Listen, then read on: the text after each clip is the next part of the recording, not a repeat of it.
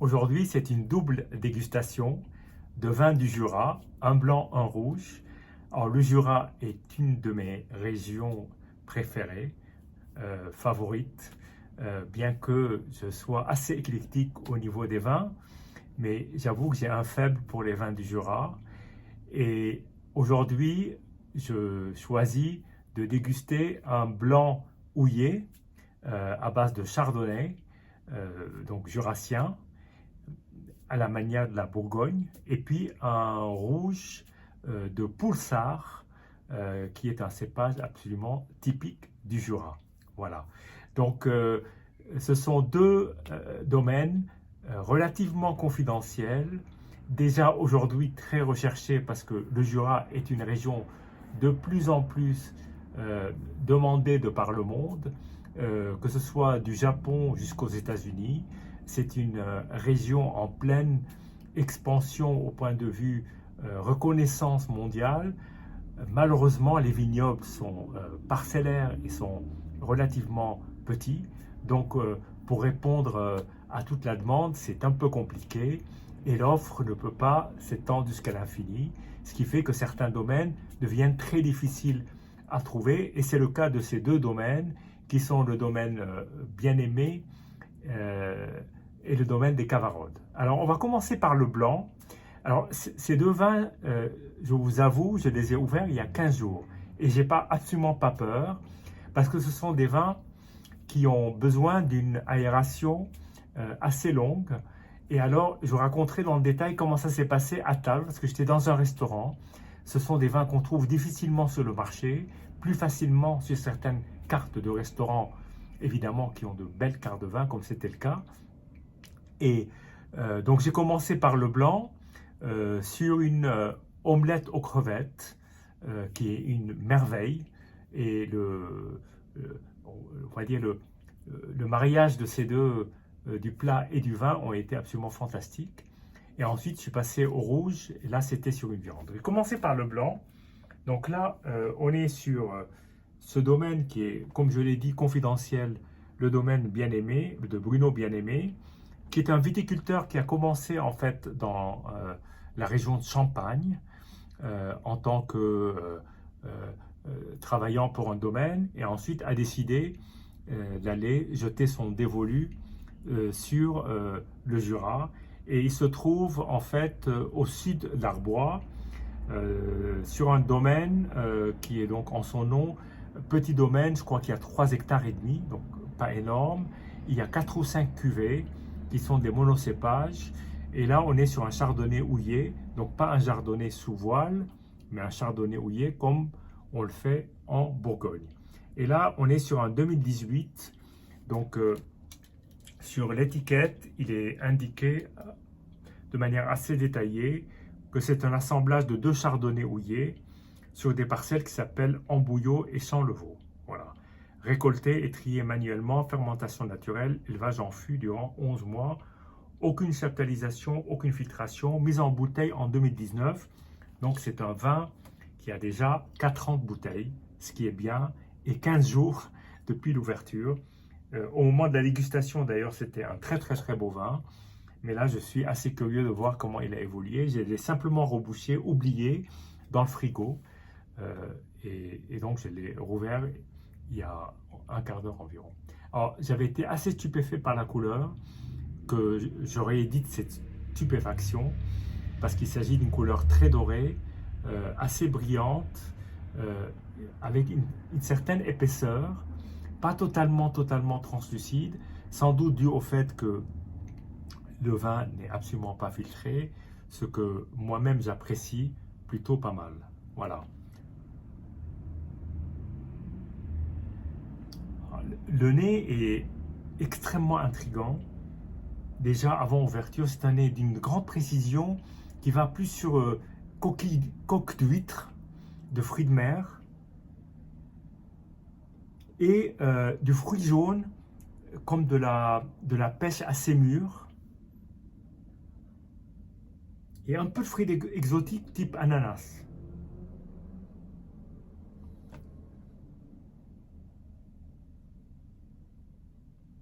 Après agitation, il y a un côté un peu plus végétal, un peu d'herbe, mais qui est extrêmement fin.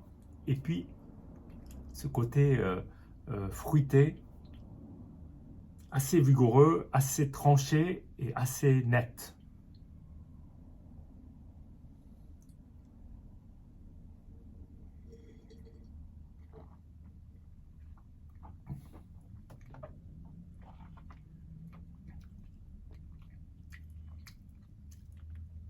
Ce vin est vraiment une merveille. Pourquoi? Parce que il comporte tout ce qu'on attend d'un grand blanc, c'est-à-dire euh, au lieu d'être monolithique, c'est-à-dire un seul goût comme certains blancs de soif que vous pouvez avoir l'occasion de déguster, je dirais par exemple, pas moi, un Sauvignon de comptoir. Là, vous avez plusieurs phases au moment de la dégustation du vin qui fait que ce vin est d'une grande finesse et en même temps d'une grande sophistication en bouche parce que on a l'impression comme si c'était une image animée et non pas une image fixe et comme quelque chose qui a un certain morphisme et qui se transforme au fur et à mesure qu'on le déguste. Et c'est vrai que tout ce qu'on touche dans ce vin, à commencer évidemment par la sensation en bouche, est absolument superbe. Maintenant, je vais essayer de décrire un peu plus par des mots peut-être moins imagés, comme on me demande parfois ici sur ce canal, d'être un peu plus spécifique. Donc je vais essayer.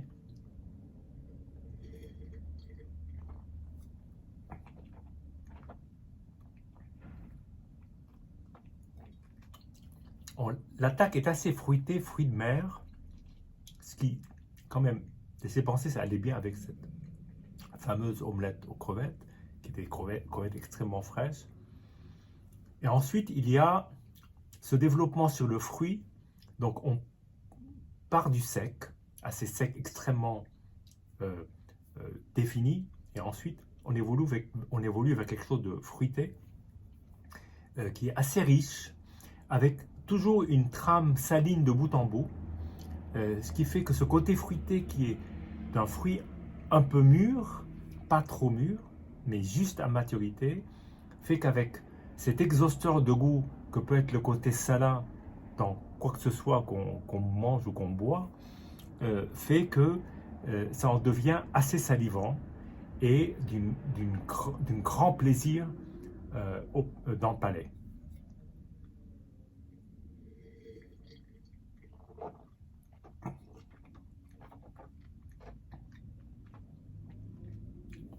Puis il y a plein d'arômes qui ressortent, qui sont à nouveau des arômes de fruits jaunes, un léger côté floral et puis ce côté fruit exotique, et puis surtout une immense longueur en bouche. Alors assez étonnamment, j'ai découvert ce vin lors d'une très belle dégustation de vin du Jura, des grands noms, et ce vin ne faisait pas partie de la dégustation. Et un ami qui était là à cette dégustation a apporté une bouteille de bien-aimé. Il venait de le découvrir, enfin 2 bouteilles je crois. Et j'ai eu l'occasion à ce moment-là de déguster le vin. Et malgré le fait que j'avais énormément dégusté avant et parfois le palais s'en trouve un peu fatigué, au contraire, ce fut une joie énorme. Et donc là, je vais passer au rouge. Alors le rouge, je dois dire qu'il m'a posé quelques soucis. Ce sont des vins qui, c'est difficile de les choisir à la carte, mais comme ils sont rares, on le fait quand même. Pourquoi? Parce que ce sont des vins qui ont besoin de beaucoup d'aération. Autant, bon, Bruno Bien-Aimé, c'est déjà un vin qui est assez proche du mouvement nature. Là, on est sur un vin complètement nature. Donc, c'est un vin encore très vivant et sur le moment avait un côté pétillant, perlant. Pétillant est peut-être pas le mot, plutôt perlant. Et en général, le perlant, au bout d'une demi-heure, ça me nuise. Et là, le perlant était encore assez tenace. Et donc, j'ai pas trop insisté, même si, au point de vue aromatique, sur du canard, un plat de canard absolument superbe, en deux façons qui, qui allaient de pair avec les arômes du vin, mais ce côté perlant, évidemment, était un peu gênant sur le moment, et je me suis dit que c'est dommage de boire ces vins trop vite après dégustation. En plus, il s'agit d'un 2021, donc c'est un vin très jeune. Donc, il aurait même déjà fallu l'attendre en cave et le servir dans peut-être 2 ans et 24 heures à l'avance. Toujours est-il que là, je lui ai fait un petit traitement de vieillissement pendant 15 jours dans le frigo. Et donc là, je vais découvrir ce qu'il en est. On va voir déjà. Alors, la première chose qui m'a beaucoup frappé, je vous le dis tout de suite, c'est la couleur. Et cette couleur, je la vois dans des vins de 60-70 ans. C'est-à-dire que c'est un vin qui a évolué. C'est impressionnant de voir un vin de 2021 avoir ces teintes-là, qui sont des teintes d'un vin très évolué. Il y a toujours un fond de rouge, mais le fond de rouge a déjà tourné vers le caramel. Et pourtant, comme on va le voir là, au nez et en bouche, c'est pas du tout un vin évolué. Au contraire, c'est un vin qui est trop jeune. Et ce contraste entre cette teinte d'un vin vieux et puis d'un autre côté un vin qui est bon, qui est vigoureux, qui est même trop vigoureux, en tout cas était trop vigoureux à table. Là, je vais le redéguster et on va voir quelle surprise ça va m'apporter. Alors, je retrouve, c'est assez étonnant, je retrouve ce nez, le premier nez, c'est un nez de foie gras. Alors, c'est étonnant parce que je mangeais du canard, on sait que le canard est quand même une chair à foie gras, et ce premier nez est très frappant, et il est resté 15 jours plus tard.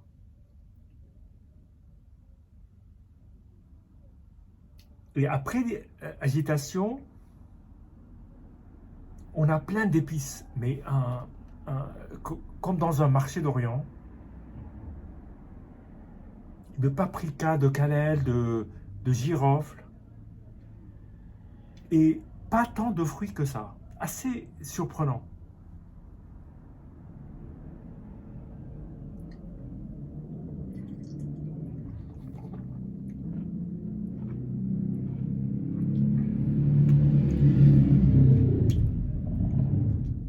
Là, je déguste le vin dans les conditions, disons, pas parfaites, c'est jamais parfait, mais assez exceptionnelles. Là, le vin, au point de vue perlant, c'est totalement assagi. Donc c'était ça qu'il fallait faire. Peut-être pas 15 jours, peut-être juste le lendemain, mais en tout cas pas à table.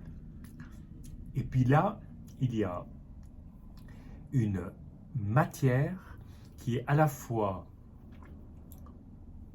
je dirais, grasse, un peu ce côté foie gras, grasse pas au sens écœurant, mais plutôt un beau gras, et puis tout ce côté épicé, et puis un côté fruit macéré, assez frais encore, pas un fruit qui est parti sur des arômes de liqueur, pas du tout, au contraire un fruit assez vigoureux, et là on est face à un vin qui...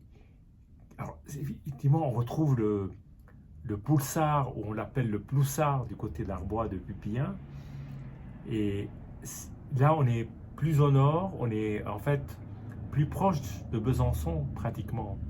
On est quelque part en Besançon et Arbois, on se rapproche du Doubs, et là on est sur un vin assez fantastique.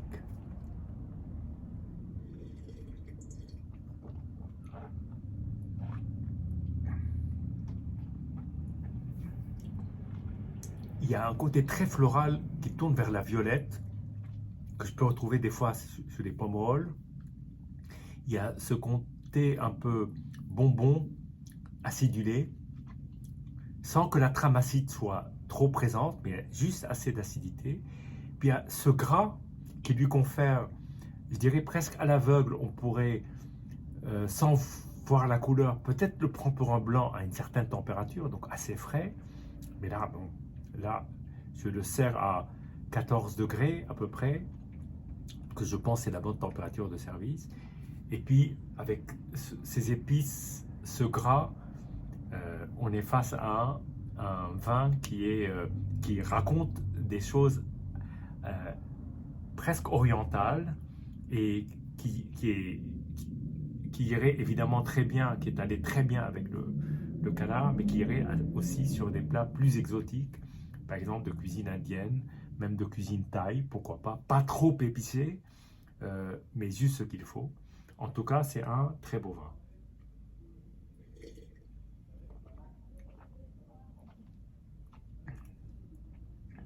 Et on retrouve parfois, comme on pourrait dire que ça pinote, on trouve parfois des notes de pinot noir. Et ce côté, en fait, de terre, euh, très terrien, avec ce côté gras et ce côté fruit. Voilà. Donc, deux vins qui sont très étonnants, qui sortent complètement des sentiers battus, qui donnent envie de continuer à connaître ces deux vignerons. Alors celui-là, je dois reconnaître que je le connaissais depuis quelque temps au travers de ses blancs. Je dois en avoir quelques-uns plutôt anciens parmi ces premiers millésimes en blanc dans ma cave, que je laisse mûrir. C'est la première fois que je dégustais un de ces rouges. Bon, Bruno bien-aimé, j'avais déjà dégusté ce chardonnay. C'est un retour aux sources, en tout cas. Et le chardonnay reste pour moi, et je pense pour de plus en plus de personnes, une terre de grands, voire de très grands vins. Santé et à bientôt.